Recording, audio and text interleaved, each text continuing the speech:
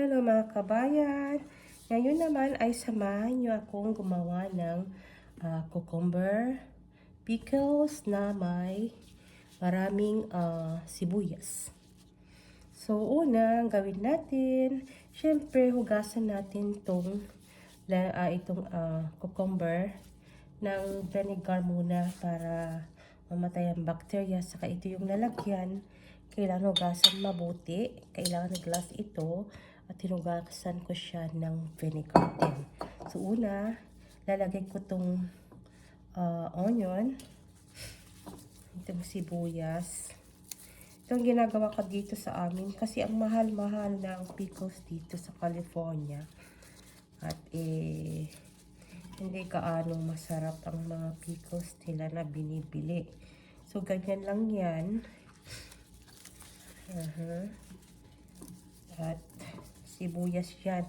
Napakasarap ng sibuyas na pickled. Alam ko mahal sa Pilipinas ang sibuyas na malalaki. Ilalagay ko din siya ng bawang. At ilalagay ko na itong buong cucumber. Kasi madami kaming cucumber. So, ganyan lang yan. Naka-gloves ako ng 4 foods gloves pa. Ganyan yan. Pwede rin yung ilagay mo ng pahiga. Ayan. Pahiga. Ayan. Tapos lagyan ng yan, sibuyas ulit. Ayan. Madami kasi kaming cucumber. Ayokong masira. Kaya gagawin kong pickles na may kasamang onion. Kasi napakasarap ng pickles na may halong itong onions at saka garlic. Ganyan lang yan. Lagay ulit.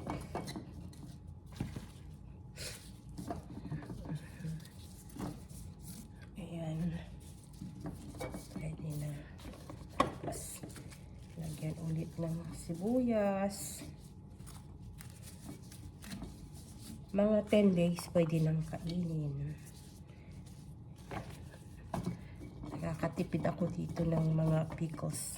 Mas masarap pa. Yan, lalagyan na natin yung lahat ng onion saka yung garlic. Ganyan na itsura niyan. Mga 10 days pwede na itong kainin. Very crunchy siya kasi hindi ko tinanggal yung balat ng cucumber. Ito yung cucumber na masarap yung balat pa. Hindi makapal yung balat ng cucumber. Ayan. Pagkatapos niyan, ilalagay natin ng paminta, yung buong paminta. Yan. Maghahalo na yan mamaya. And then, lagyan natin ng bay leaves. Ayan, ito yung bay leaves. Pampabango. Pampalasa. Tapos lagyan natin ng asin. Yan, hinahulog yun.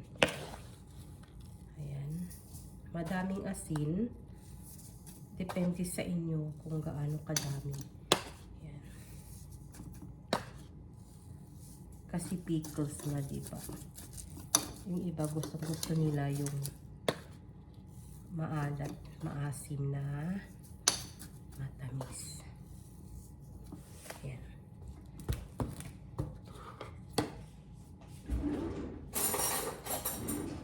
At lagyan natin ng asukal. Kahit anong klaseng asukal yan. Red, white, pink. Ayan. Masarap ang lasa. Ang palasa niya. Kasi kung asin lang, saka vinegar, hindi siya masarap. Hindi masarap ang lasa. Ilalagay mo ng asukal.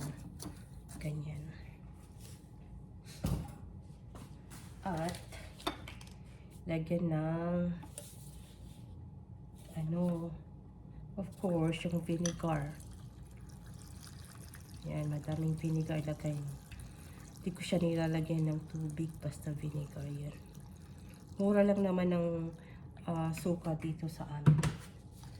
Ayan lang siya.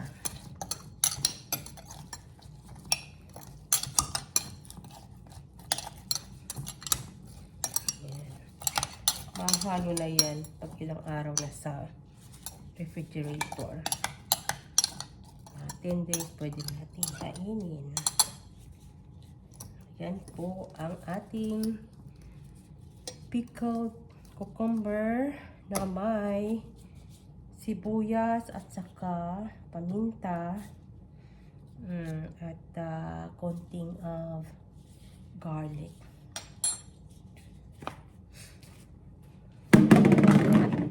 Pwedeng ilagay sa refrigerator at or sa room temperature. Ito na ang ating nagawang pickled na cucumber. Meron akong isang nagawang papakita na pickled na yung kangkong, hindi yung dahon, yung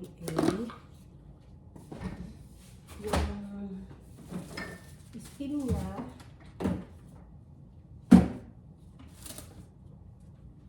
Ito yung kangkong, hindi yung dahon.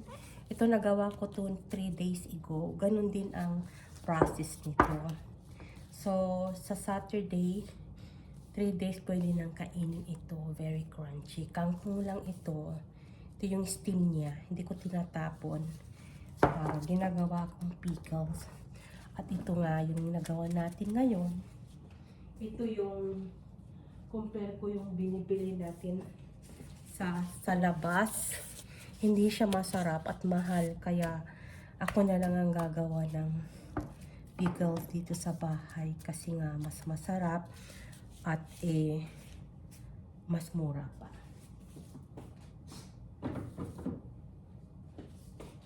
So, thank you for watching.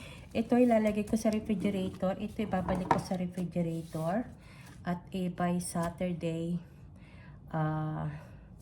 magluluto ako ng piniritong isda or kahit anong pinirito. At papakita ko sa inyo na how this one is turns. Okay, thank you for watching.